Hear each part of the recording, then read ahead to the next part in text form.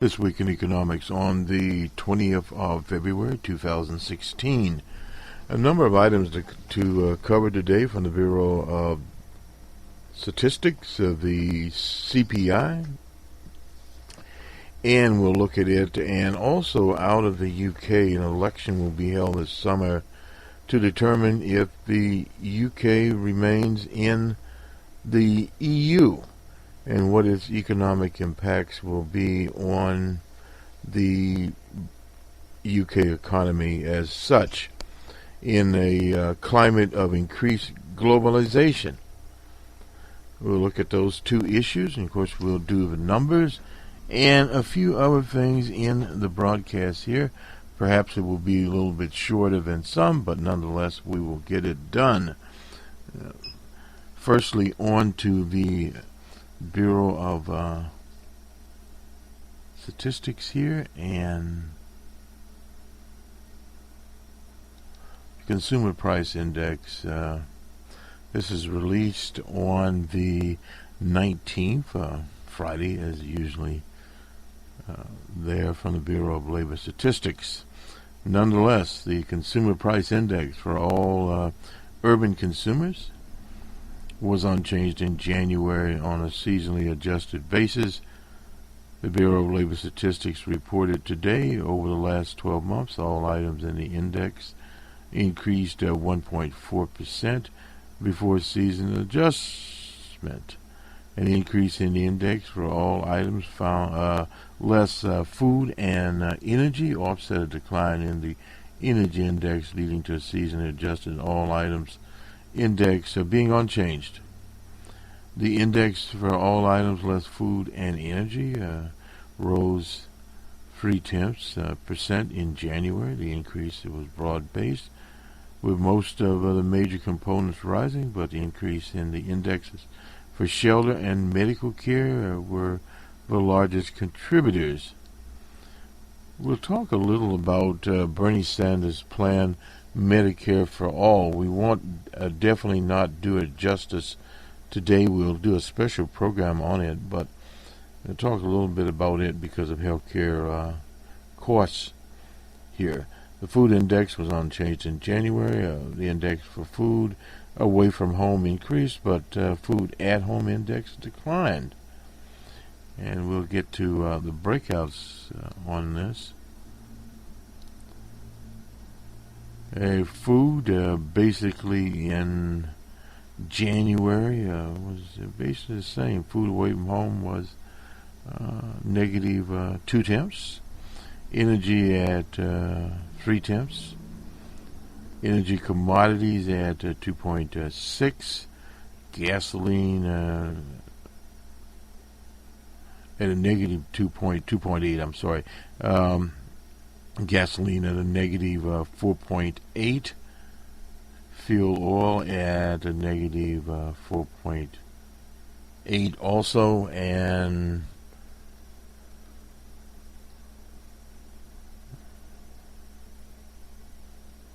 let me just get my chart right here. Okay. At a negative 6.5, that was fuel oil. So all other items, commodities less food. We'll get over to this. 0.3 for vehicles. No, wait a minute, just a minute here. Used cars and trucks, 0.3 here, and apparel at 0.6. Medical care commodities at 0.4. Shelter at 0.3. Transportation at 0.4. And medical care services at 0.5. And for the 12-month ending, if we do medical service, 3.3 there, and shelter 3 there, and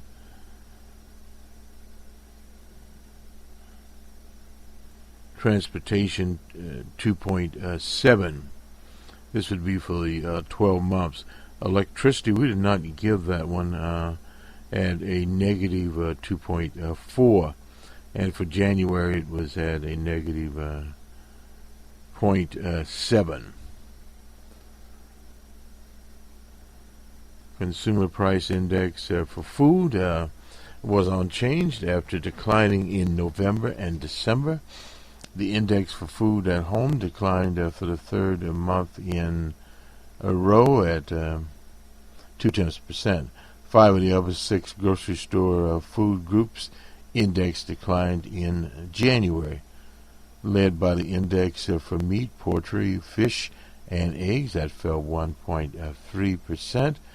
The egg index fell sharply in January, declining 8.4%. Its largest one-month decline since October 2010. In contrast, the index for fruit and vegetables, essential in one's diet, increased 1.3%, its largest increase since March of 2011. The other major grocery store food group indexes, cereal and bakery goods, dairy and related products, non-alcoholic beverages, and other food at home, all declined 0.2%. Food at home index has declined over the past 12 months at 0.5%. The index of meat, poultry, fish, eggs has fallen 3.5%, and the dairy and related product index has declined 3%. The other major grocery store food indexes increased to fruit and vegetables, rising 2.7% over the last 12 months. And the remaining index all advanced to less than 1%. The index of food away from home, as I guess takeout, etc., increased 0.3 in January and has risen 2.7% over the last 12 months. Energy costs, for the second month in a row, all major energy components declined. Gasoline fell for 0.8 in January. Gasoline prices declined 4.4% in January. The index, okay. And while electricity index declined 0.7%, the index for natural gas declined 0.6%. All energy component index also declined over the past 12 months. The fuel oil index, we just fell sharply, declining 28.7%, and the index that's 12 months. And the index for natural gas has declined 12.7%. Gasoline index declined 7.3%, and the index for electricity has fallen 2.4%. All items less food. Break this back down again. I think we went over shelter apparel. We didn't go over, rising 1.2% after falling in December. The index for alcohol beverages rose 0.5. Motor vehicle insurance index increased 0.4%. Also increased in January, where the indexes for new vehicles that was at 0.3. Tobacco and personal care 0.1 there. The index for education and for communication were both unchanged in January. The index for all items less food and energy increased 2.2% over the past 12 months. This is the highest, and this is where the core here, 12-month average since the period ending in 2012. This is where we look at a little inflation coming in. Non-seasonally adjusted CPI, Consumer Price Index for all urban consumers, increased at 1.4% over the last 12 months. That's below the Fed's rate of 2%. For the month, the index increased 0.2%, seasonally adjusted. The Consumer Price Index for urban earners and clerical workers increased 1.2. That's over 12 months. The index level of 231.061.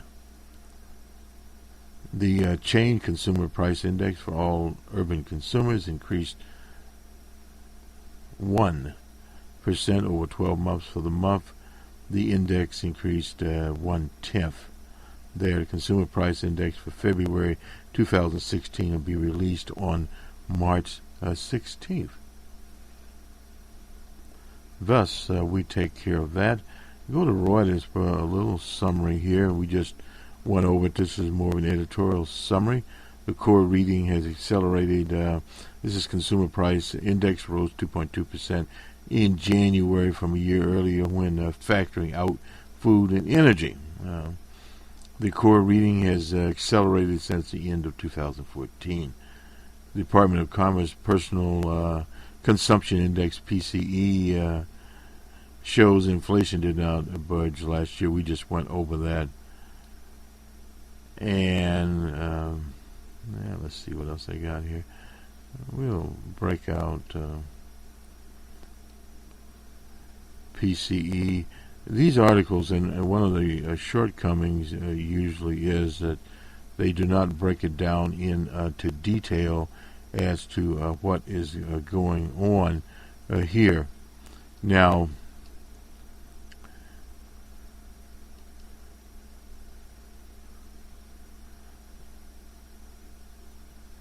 this is actually an older one here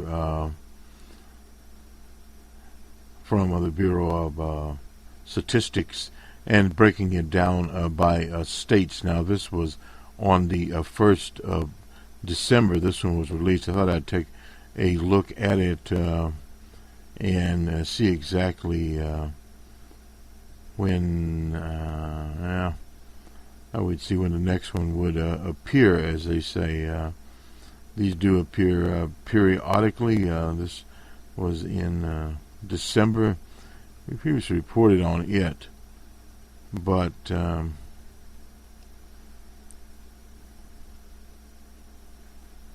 see if we get okay.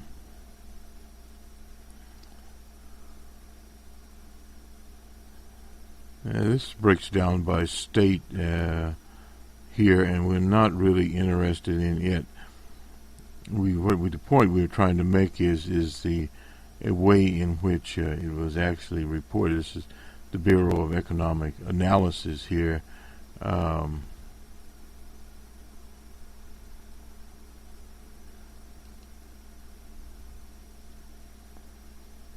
this is personal income outlays. Let's see if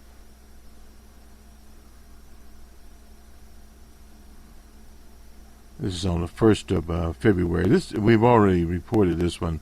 Personal income increased this at 42.5 billion here, and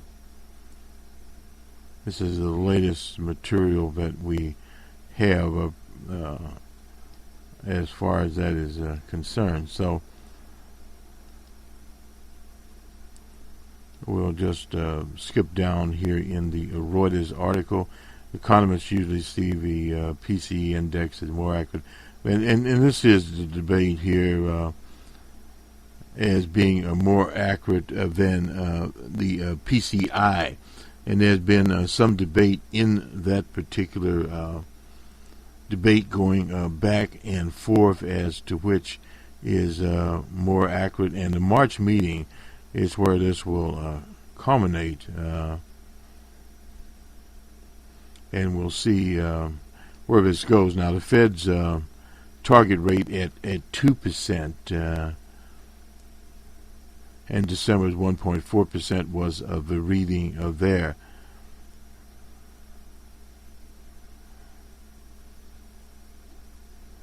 So this is probably where the jumping off point is with it, and we'll keep up to date on this particular item.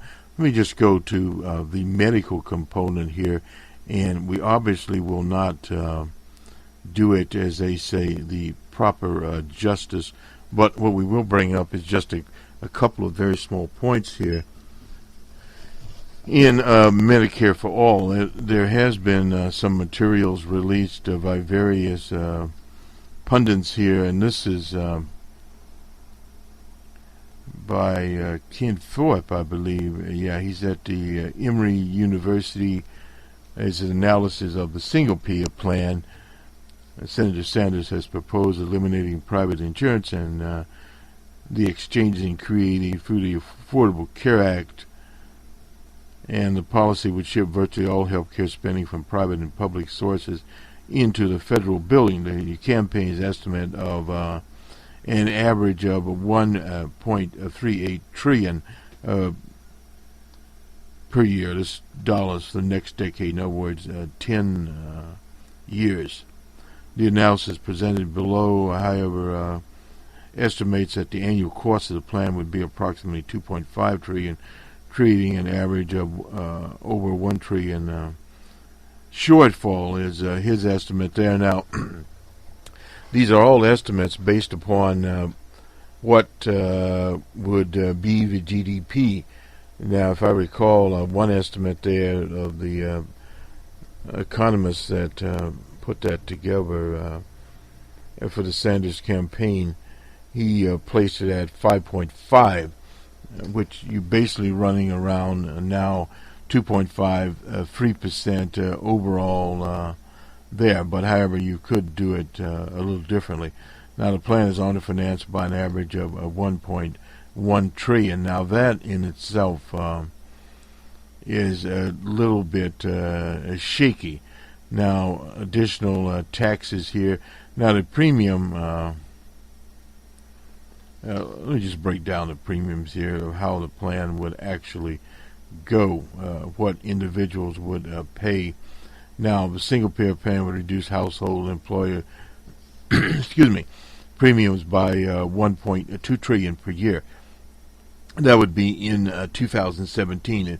The tax burden for lower-income families that would pay 2.2% of taxable income and face a 6.2% reduction in wages.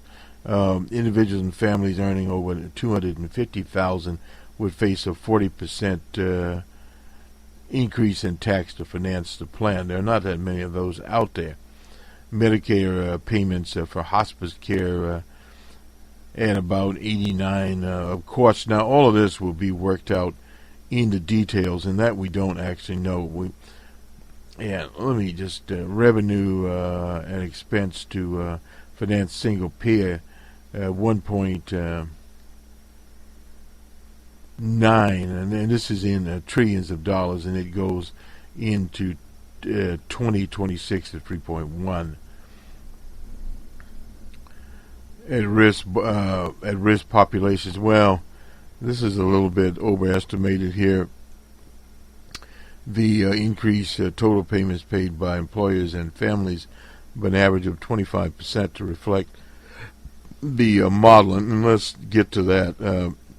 Basically, what would happen, the Medicare worker would pay 6.2% is the total there, and on the single payer would be 2.6%, and pay less on the single payer, 3.6%.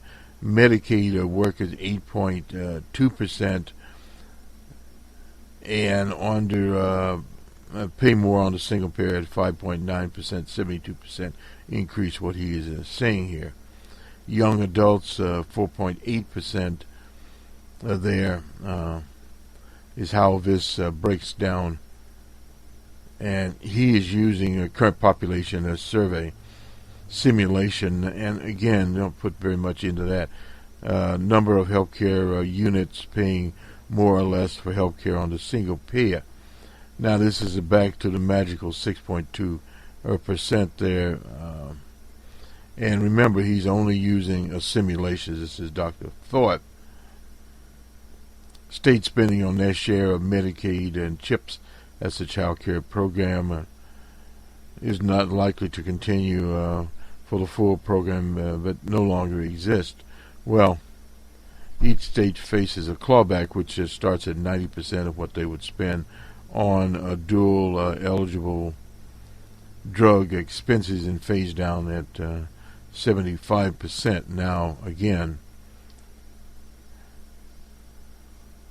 we assume the administration's savings would be similar to those estimated by the state of Vermont. Now, Vermont does have this type of plan at 4.7% of total health care spending. This is built into the financial requirement there. We take private insurance and out-of-pocket spending, which is folded into single payer. There we increased by 10% to reflect the increased total in healthcare spending. Secondly, we adjust downward 20% to reflect the lower blended payment. And finally, we reduce 7.4%. The plan would cover 265 million Americans previously with private insurance and other federal and state programs. Medicaid and the uninsured, a number of 50.5 million. We assume the plan will ultimately reduce the growth in per capita spending through price and payment controls on healthcare providers. We assume the employer pays 6.2%. Now, but the employer would be relieved of paying percentage for private carriers, and the individual at 2.2% on taxable income, as well as increased marginal tax rates. Now, this was Thorpe's answer to it. Now, this goes back and forth here. Jay Bernstein, an economist here, also talks about this. We won't go into his analysis of it, but what we attempted to do here is lay out a view by Dr. Thorpe and the Bernie Sanders plan. There would be enormous reductions, and what we'll do, we'll go in to these various categories, and providing we can find what we're looking for here. Well, anyway, we'll have to come back to this. We'll put a special program on this, and we'll look at it much more in detail as to where we are attempting to go here with Sanders' plan. And that will be, let's see if I can find it onto that. Well, I'm not doing it, so nonetheless we'll go to the UK here and the British plan. But effectively moving from private insurers and the federal programs all combined on Medicare for all, this is not a new idea. And in simulations, we would just say that they are just that, simulations. All right, let's. China has sacked their security regulator. That has been going on. The problem with securities has been a problem there. Gang Z was replaced by Lu Xun, the chair of the China Securities Regulation Commission. He was in charge when the markets crashed. And Mr. Chun was vice governor of the central bank, the People's Bank of China.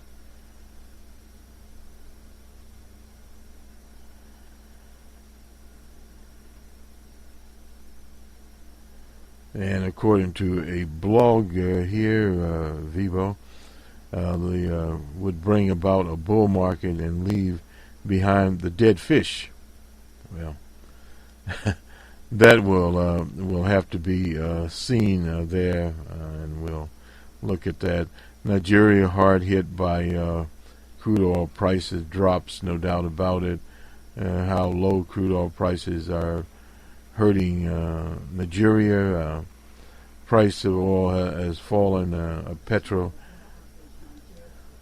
has fallen 70% over the past 12 months, and it has been a rough time for all petrol producers. That the Nigerian government coffers are heavily dependent on revenue from petrol, and even the Organization of Petroleum Exporting Countries squeeze the market and price recovery somewhat ordinary Nigerians still face a tough time, and that would be to many of the oil-producing countries, including Venezuela. And those things will continue to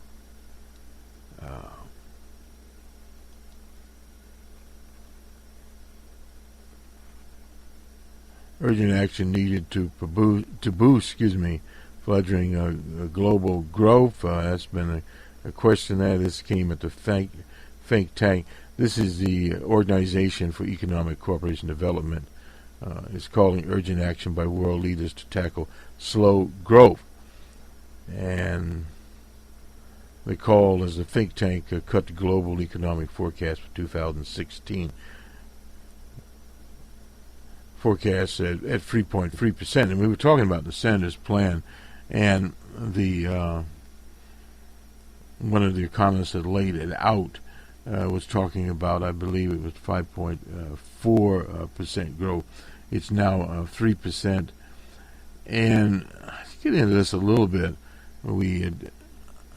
I don't have my notes here, but negative rates has cut its growth forecast for the U.S. to 2% from 2.5%. And in Europe, Sweden, the rates have been cut to negative, meaning that depositors pay the banks. And now this is something that's been banted around at the Federal Reserve. It's not a fact here. Growth is now forecasted 2.1% down from, this is in the UK, down from 4%. It cut the forecast of European powerhouse Germany from 1.8% to 1.3%. Let's go to their chart here and take a look at it. Better policies here.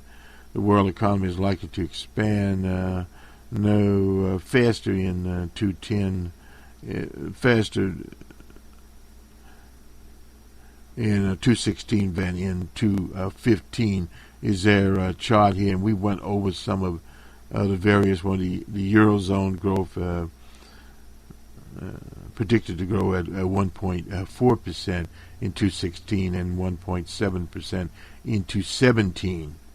And looking to Germany here, growth to have 1.3 tenths in 2016, and 1.7 tenths in 2017. France at 1.2% in 2016 and 1.5% in 2017, while Italy is seen at a 1% rate in 2016, 1.4 in 2017. China will continue to rebalance its economy from manufacturing to services. Growth is forecasted 6.5% in 2017, 6.2%. That was in 2016. 6.2% in 2017. India will continue to grow at a robust 7.4%. Very interesting. That in 2016, 7.3% in 2017. By contrast, Brazil's economy experienced a deep recession, expected to shrink 4% this year, only begin to emerge from a downturn next year. The interim economic outlook calls for strong policy response, changing the policy mix to confront current weak growth. More effectively, it points out that sole reliance on monetary policy has proven insufficient to boost demand and produce satisfactory growth, while fiscal policy is contradictory in several major economies, and structural reform momentum has slowed. The OECD says monetary policy should remain highly accommodative, until inflation has shown a clear sign. This is where we started out here towards the official target at 2% in the U.S. The outlook that a strong fiscal policy response combined with renewed structural reforms is needed to support and provide a more favorable environment here, with governments in many countries currently able to borrow for long periods of time at low interest rates. There's room for fiscal expansion. to strengthen demand in a manner consistent with fiscal stability. That's from Ms. Mann there. And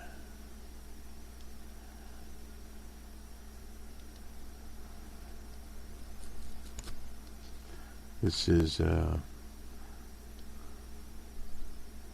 we don't have time to go into the whole study, but I'll put this up as a link and you'll be able to peruse it.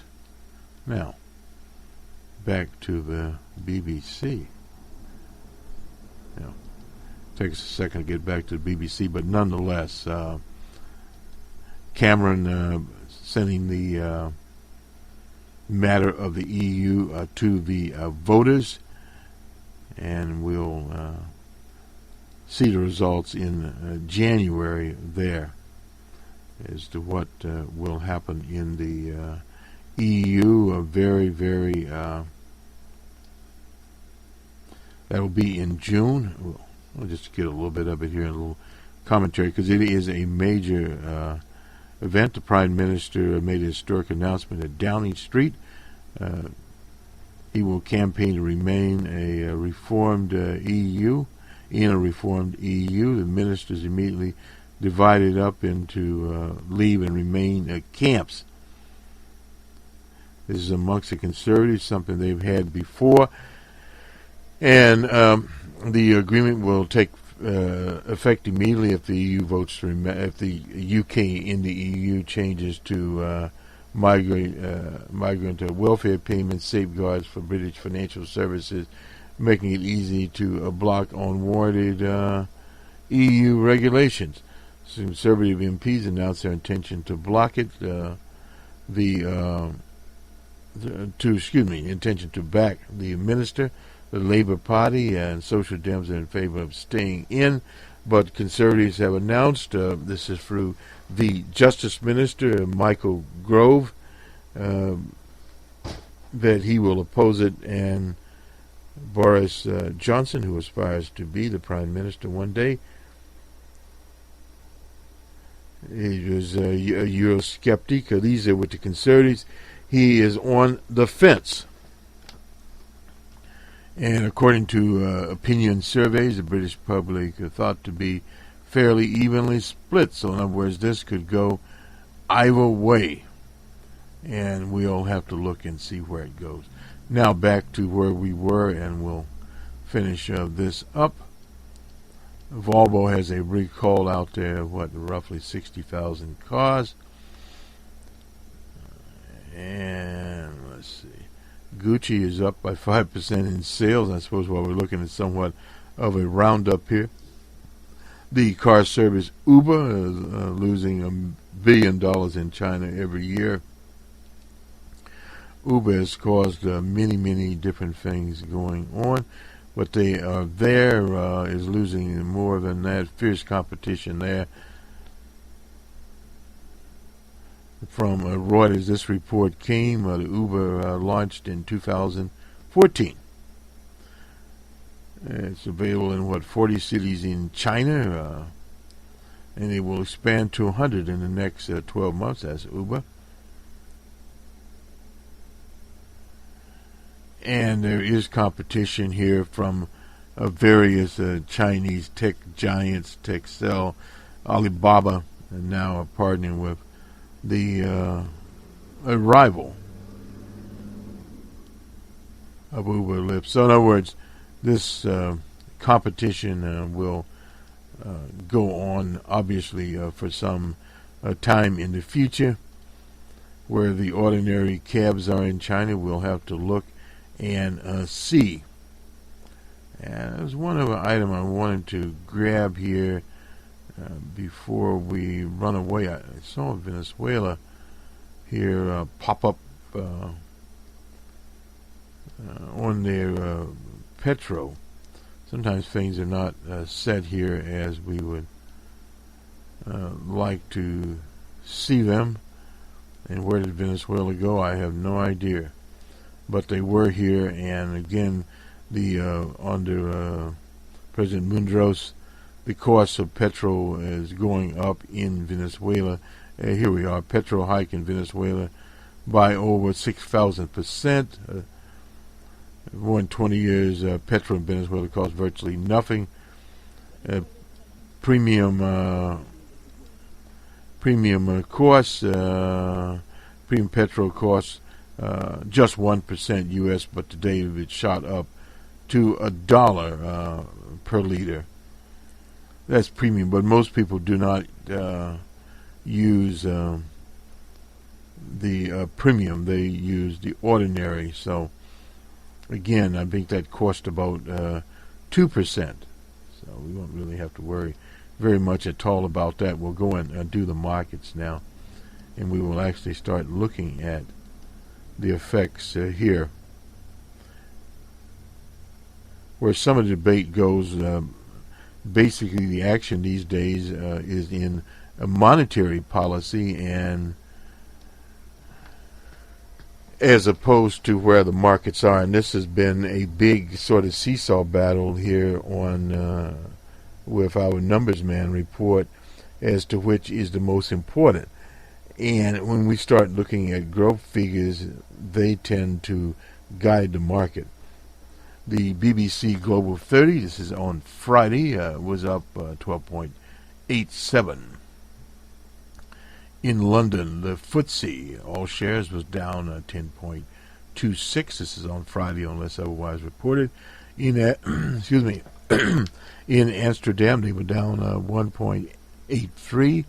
In Frankfurt, the DAC was down 75.59.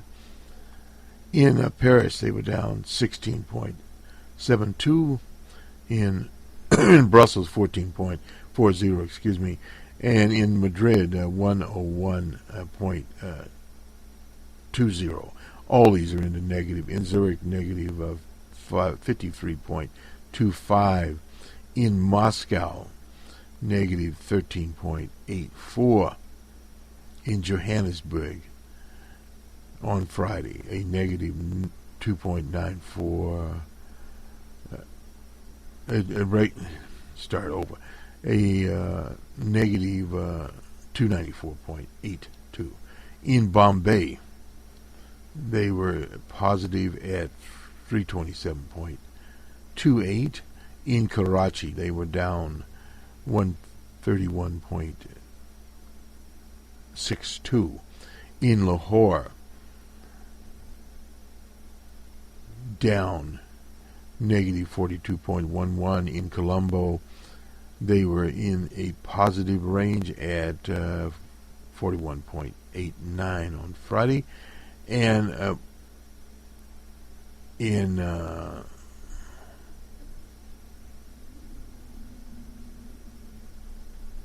we did give Lahore, at 41.89.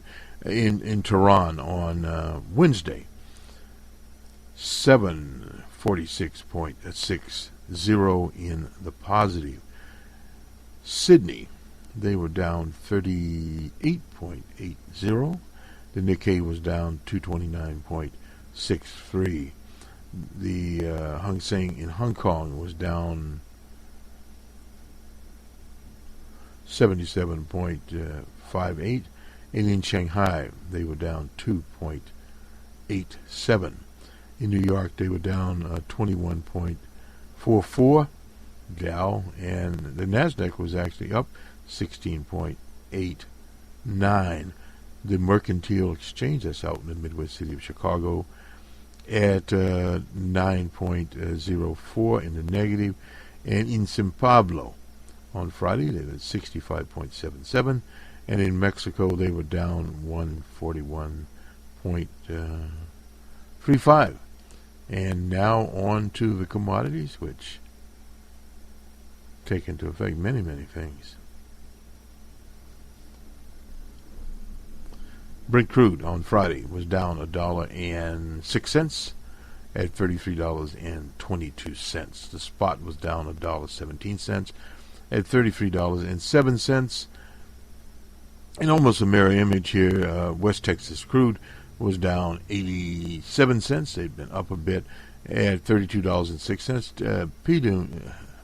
P-Boone, Pippin, and P-Boone, T-Boone is jumping for joy. He remembers $15 a barrel oil pickings. Anyway, and cocoa was down $50 here. To gold, the Forex index was up $17.10 at $1,221.50. Dubai gold futures down $1 at $1,231.50. And we'll skip down here to the Euronext Life futures. We look at them. Cocoa down $46. Robusta coffee was down $26. And white sugar futures is down 90 cents. The Bloomberg Commodity Index at 75.11. So it was basically down 0.64. So this will do it for us, those in business. Make next week a productive one. We will continue the back and forth debate about Medicare for all and its effect on the macroeconomy. Now, the markets here is one component, and we are now in the U.S. in a presidential primary campaign. We've not gotten to the general election yet, so all of this is highly speculative. What the candidate Bernie Sanders is doing is showcasing the future single payer. Many of us supported a single payer, but the practicality of getting it passed at the time was not very good. So thus we went to the Affordable Care Act, and there were predictions that the healthcare industry would collapse. But the evidence is the factual evidence, not anecdotal evidence and voodoo economics and voodoo theories, that healthcare has actually expanded. And costs in terms of premiums have risen, but the problem there is that the private insurance monopolies have control of that particular item now, and also the regulation of in the insurance industry rests with 50 different states, and it's sort of hard to digest from people outside of the U.S. But the point that Sanders' campaign is making is all of the so-called industrial countries have some form of national health insurance. Even the campaigner Donald Trump at one time supported the Canadian plan, which is a little bit different because in Canada not only is the health care covered, but it is covered by government hospitals, period. So healthcare costs does ride very, very hard on individuals that pay part of the premium, on employers, whether they be large enterprises or smaller, mid-sized enterprises. It is there. So there is literally trillions of dollars flowing in the wrong direction. So thus some sort of program will be needed due to these low growth that have been projected, and we just talked about that in these industrial economies. Only two economies that in 2016-2007 were projected to be above 5%, and that's China and, of course, India. And those economies will be where the action will be. Unfortunately for the Nigerians of the world that are dependent on petrol, as with Brazil, and they not only petrol but commodities there, which is highly speculative, are taking a bath in quote-unquote red ink, and that would go for the Russian Federation, Venezuela, that is dependent on that particular situation, but did not have the time to diversify their industry. Whereas in China is moving from a manufacturing model to a service model, relying upon their billion-plus people and their economic, we'll call allies throughout the world. So a little different kind of model. The U.S. went to a service model many, many years ago, but the problem is with a service model, a purely service model, is you are limited in your particular circumference of servicing that economy. And for the various enterprises in the U.S., they have to go beyond the U.S. and North America to other parts of the globe to continue to have growth. And so that's what you see, the continual dynamic going on. And some corporations have now changed their business model. Example is IBM moving to a cloud company, Microsoft's moved to a cloud company. What they're basically saying, not only a cloud company, but a global company. And you see that in Apple and their iPhone empire is now threatened by the encryption fight with the federal government. But they have saturated out North America, so they have to get growth in other places. And that is what we have to watch increasingly to see where that is going. And from the numbers man perspective here, that will have more effect on what type of health care coverage in the future the citizens of the U.S. get than any plan put forth by Bernie Sanders or by, we don't know if Donald Trump has anything. But anyway, some of the other candidates. So that's where we look. And what will the Fed do in March? Well, the Fed can raise interest rates, but then when we have this negative interest rates where the bank charge you to keep your money. Now that also happens now in deposit banks. For instance, if you have a large amount of money winning a lottery type thing where you have millions of dollars, you can't just go out and open a checking account or a savings account. You have to go to a deposit bank like the Bank of New York, Mellon, or somebody like that, and you pay them to keep your dough there until you can move to other types of assets. For those in business, make it a productive next week. For the consumer, your eyes on the prize, and we'll do a special program on the single payer.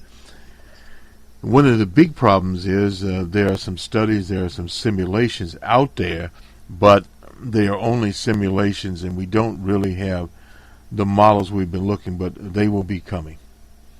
Good day.